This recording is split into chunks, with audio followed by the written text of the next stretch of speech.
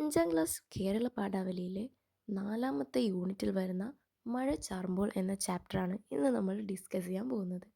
എല്ലാവരും ടെക്സ്റ്റ് തുറന്നു വെച്ചുകൊണ്ട് ക്ലാസ് കാണാൻ ശ്രമിക്കുക.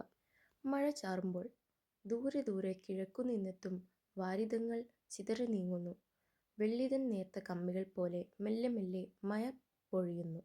അപ്പോൾ മഴ പെയ്യാൻ പോകുന്നതിനെ കുറിച്ചാണ് ഇതിൽ പറയുന്നത്. ദൂരെ ദൂരെ കിഴക്ക് നിന്നും ഇങ്ങനെ ലൈൻസ് പോലെ, വാരിധങ്ങൾ മീൻസ് ലൈൻസ് പോലെ ഇങ്ങനെ ചിതറി നീങ്ങുന്നു, അതായത് കാർമേഘങ്ങളായിരിക്കാം.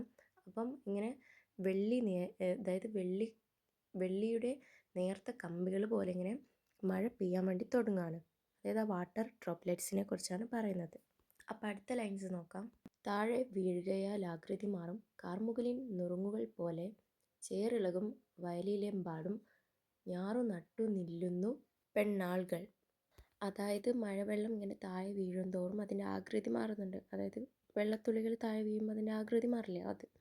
അങ്ങനെ കാർമുകിലിൻ്റെ, അതായത് മഴമേഘത്തിൻ്റെ, അതായത് കാർമേഘം എന്നൊക്കെ നമ്മൾ പറയില്ലേ, അതിൻ്റെ നുറുങ്ങുകൾ പോലെ ഇങ്ങനെ മഴ ഇങ്ങനെ താഴോട്ട് വീഴുന്തോറും അതിൻ്റെ ആകൃതിയൊക്കെ മാറുന്നു. അപ്പോൾ അതേപോലെ തന്നെ വയലുണ്ട് അവിടെ.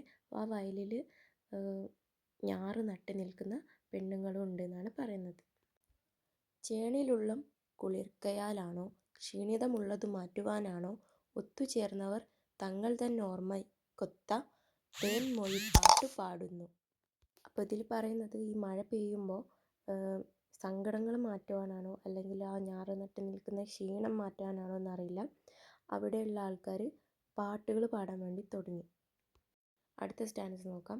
നല്ലൊരു മഴച്ചാറ്റിലും കാറ്റും ഉള്ളിനുള്ളിൽ നിന്നോലു മിപ്പാട്ടും ഇപ്പോഴെങ്ങാൻ വിടർന്നിടും പൂവിൻ സ്വപ്നവും ചേർന്നിതെന്തൊരു മാതം. അപ്പോൾ ആ ഒരു മഴച്ചാറ്റലും കാറ്റും പിന്നെ ആ പാട്ടൊക്കെ എല്ലാവരുടെയും ഉള്ളിൽ ആനന്ദം ഉണ്ടാക്കുകയാണ് ചെയ്യുന്നത്.